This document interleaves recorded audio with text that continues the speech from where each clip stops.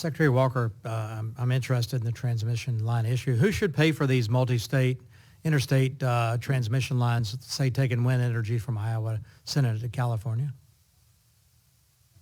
Thank you for the question. I think those that benefit from the utilization of those assets should be the people who pay. So through the FERC process, the rates that get established through the FERC initiatives should take that into account. But ultimately, those who are going to use the power should pay for the power. It's a commodity.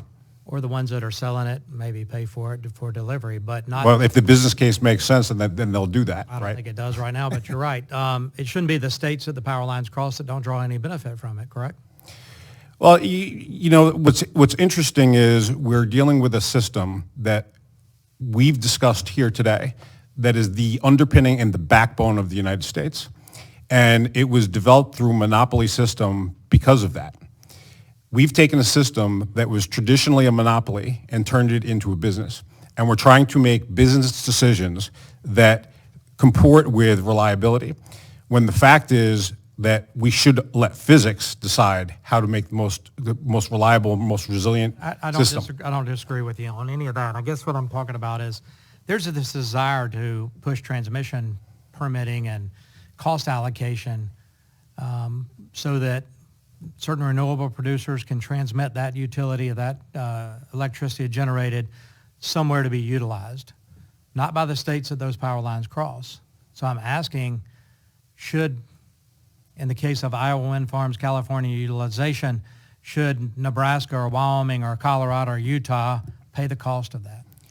Well, I'll put it in a very broad term. Right. If you need to bring your product to market, your commodity to market, then you should pay for the mechanism to do so. That's the answer I wanted. Mr. Stockton, as you're aware, the vulnerability of industrial control systems to cyber attacks has become alarmingly clear in the past year. Cyber attacks on Colonial Pipeline, Solar Winds, Oldsmar water treatment facility have shown limitation of current ICS cybersecurity. The House version of this year's NDA included my amendment that authorizes the transfer of data and technology under DOD's more suitable awareness for industrial control systems program to local electricity providers. Both you and Mr. Chanosky have been familiar with this program as it was developed in partnership with APL and the Idaho National Lab. Can you expand on the impact of sharing this system that sharing this system will have? Mr. Stockton.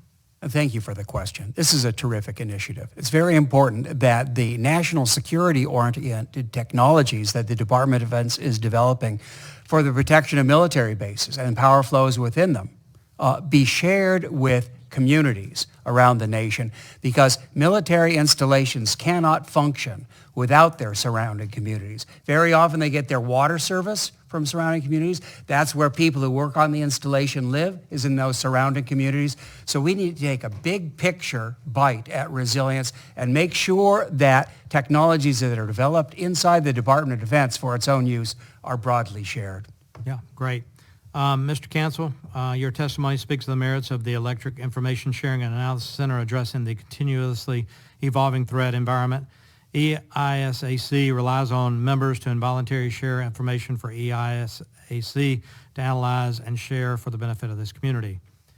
Does the lack of reliability protections deter utilities from information sharing or responding to eliminate an imminent cyber threat? Thank you for the question. And certainly concerns about liability and attribution are inhibitors to information sharing. But that being said, over the last 3 years particularly, we've seen an increase in information sharing across utilities. And you know, the various incidents that I've discussed and threats that I've discussed, ransomware, physical security, we've seen a marked increase in information sharing across the sector.